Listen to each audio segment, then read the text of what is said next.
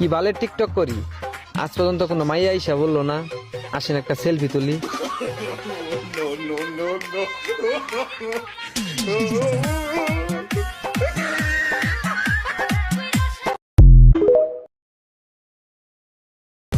অতিরিক্ত গরমে সবকিছু ভুলে গেছি, কেউ কি বলবা আমি কার?